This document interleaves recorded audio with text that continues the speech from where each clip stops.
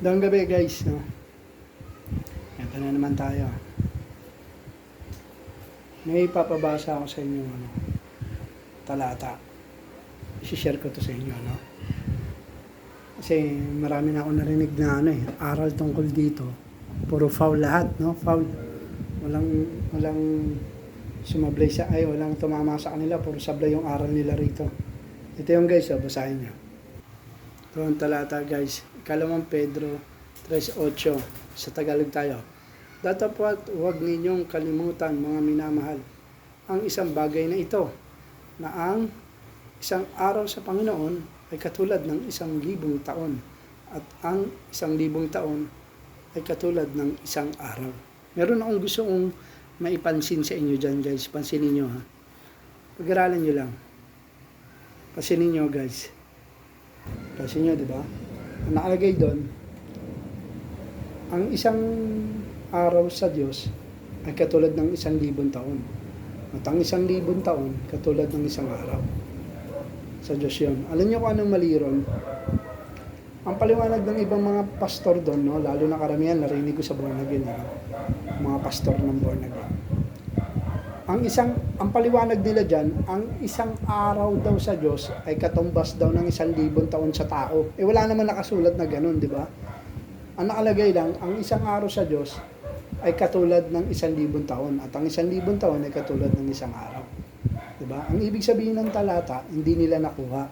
Kaya ginawa nila, pilit nilang inilalagay na ang 1,000 taon sa tao, isang araw lang daw sa Diyos. Wala naman nakasulat na tao doon.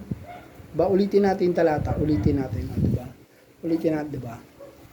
Ngayon, lino guys, diba? May nakasulat bang taon sa tao, para sa tao? Diba? Wala naman, no? Datapwat.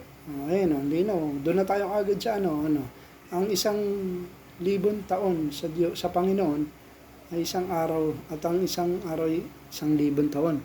Wala naman nakalagay na 1,000 taon sa tao, sa Diyos ay isang araw. Wala naman ganun nakalagay. Diba linaw guys, no? Ulitin nyo, pause nyo, tapos basahin nyo ng paulit-ulit. Diba? 1,000 taon ng tao ay isang araw lang daw sa Diyos. Hindi, walang ganun nakalagay. Ang nakalagay, 1,000 taon sa Diyos ay katulad ng isang araw. Diba? Ang ibig sabihin ng talata, mapa 1,000 taon o mapa isang araw, pareho lang sa Diyos yun. Kasi eternity siya. Yun ang ibig sabihin ng talata. Wala siyang hanggan, kaya kahit 1,000 taon o isang araw lang, pareho lang sa Kanya yun. Hindi katulad sa tao, hindi tayo eternity, may hangganan tayo, kaya may bilang ang mga taon natin. Sa Kanya walang bilang yun. Yun ang ibig sabihin ng talata. Diba? Kung kasi hindi kayang ipaliwanag ng mga nagpapastor-pastoran dyan, binibigyan na nila ng sarili nilang pakahulugan. Yun yung sinasabi ko. Diba?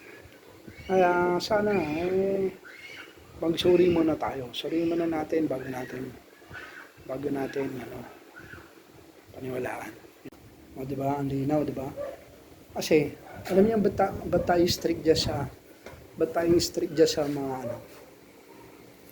sa mga ganyan talata na ayaw natin na dinadagdagan nila o binabawasan nila, kasi nakasulat dyan sa Biblia, bawal dagdagan, bawal bawasan ng Biblia. Kung ano nakasulat, yun lang. Diba? Minsan, itatapik natin yan, yung verse na yan, yung bawal dagdagan, bawal bawasan ng nasa sa Biblia. Sa ngayon, yan lang muna tayo. Pang-release lang ba? De, joke.